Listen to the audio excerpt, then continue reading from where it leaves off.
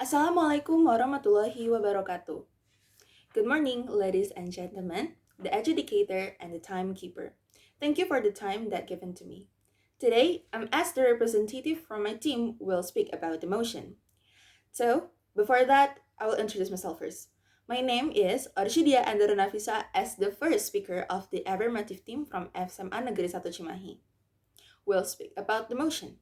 Today's motion is this House believes that the scholarship should only be granted on the basis financial necessity. First, what a scholarship is? Scholarship is a financial aid so that the student can participate in learning activities at a lower cost because it is helpful. And the point of my argument is who is eligible to receive the scholarship?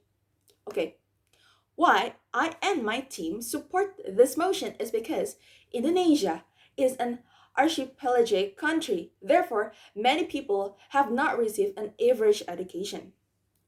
And if the scholarship are not given to the people living in the interior, the change of getting a scholarship will be higher for people living on the island of Java, where the standard of the education is higher.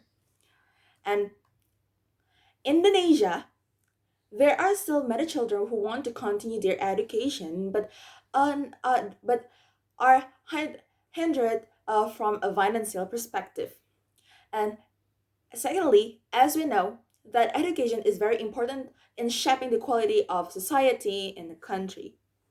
How to build up the quality of every society in one country, it's neat from the education side, of course.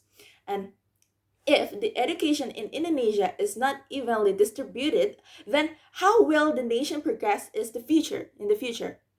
And because there are so many people who are academically capable, but when they are going to continue to a higher level, they are financially constrained or their learning needs are not fulfilled. Because it is a scholarship, it is more suitable for underprivileged children.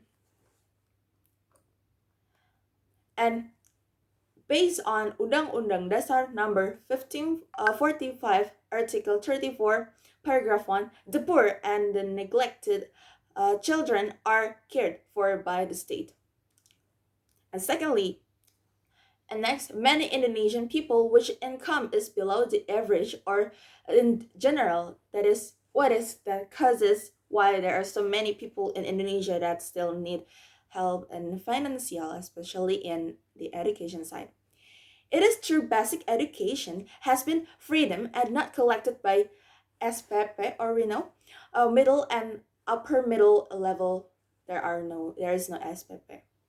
For daily life, the students who's not capable from the financial side will difficult to go to school, especially for the cost, the eat cost, and so many many other difficulty. And attention to Indonesian children who are financially defective is really important. As stated in the Basic Law of 1945 article, guarantee in the meaning of not just SPP but the need during learning. And the government should give assistance to students who differ in giving scholarship for daily life, from the elementary school or primary school and until the high school, and especially need scholarship from the university for the university level. For higher costs required higher costs from the university side, although the category is cheap, but for the children with financial lacks uh, still can't get from the financial, and the children who want to continue education whether smart or not but due to financial lack. In Indonesia, we know there is a bidik misi, and bidik misi from the people who are not capable from the financial.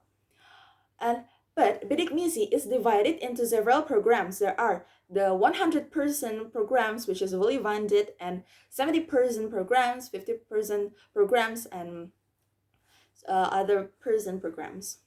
But it still cannot be completely in the Indonesian communities who are less capable and don't leave the scholarship only dominated by the financially capable students, even they are capable from the academic side, and they are have so many achieving before.